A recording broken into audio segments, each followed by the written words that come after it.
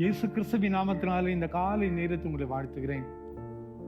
அன்பான குடும்பத்தின் மக்களை, மீண்டுமாக ஒரு புதிய நாளை நாம் காணும்படியான கிருபை ஸ்லாக்கியத்தை கர்த்தர் நமக்கு தந்தார். அப்போஸ்தலர் 27:24 தேவன் உனக்கு தயை பண்ணினார் என்று வாசிக்கிறோம்.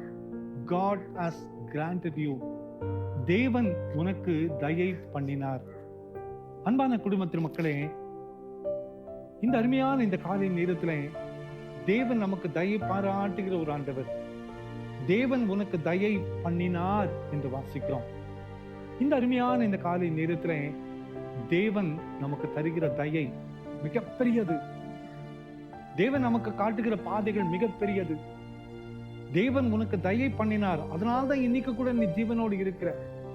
பவுலுடைய வாழ்க்கையில எத்தனையோ பாடுகள் வந்தது, எத்தனையோ துன்பங்கள் வந்தது, எத்தனையோ கஷ்டங்கள் வந்தது. ஆனால் தயவாக ஆண்டவர் அழகாக அந்த பவுலை விடுவித்துக் கொண்டு வந்ததை நாம் பார்க்கிறோம்.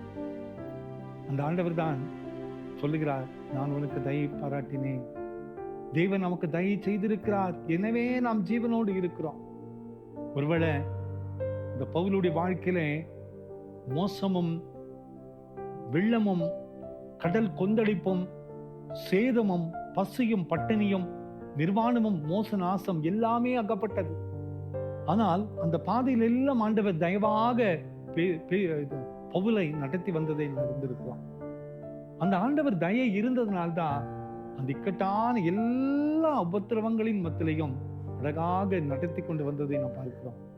இந்த காலை நேரத்துல கூட ஆண்டவருடைய சமூகத்திலே நம்மை அர்ப்பணிக்கும் போது இந்த ஆண்டவர் நம்மையும் தயவாய் நடத்துவதை நம்மால் பார்க்க முடியும். அவர் தயை இல்லாம இரக்கம் இல்லாம நம்ம ஜீவிக்க முடியாது.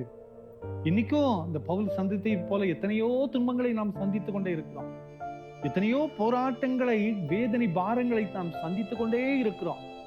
ஆனால் ஆண்டவர் சொல்லுகிற அழகான ஒரு நம்பிக்கையுள்ள ஒரு வார்த்தை, கர்த்தர் நமக்கு தயை பண்ணி இருக்கிறார். அந்த தயை தான் இன்னைக்கு நமக்கு வாழ செய்கிறது. அந்த தயை தான் இன்னைக்கு நம்ம ஜீவனோடு வைத்திருக்கிறது. அந்த தயை தான் இன்னைக்கும் நம்மை நினைவு கூர்ந்து கொண்டே இருக்கிறது. அன்பான குடும்பத்தின் மக்களே, இந்த காலை நேரத்துல அவருடைய தயக்காக கெஞ்சு நிற்போம். அவருடைய தயக்காக ஆண்டவருடைய சமூகத்தை காத்திருப்போம். அந்த தயை, அந்த கிருபை, அந்த இரக்கம் நம்மை மகிமையுள்ள பாதையில வழிநடத்தும்.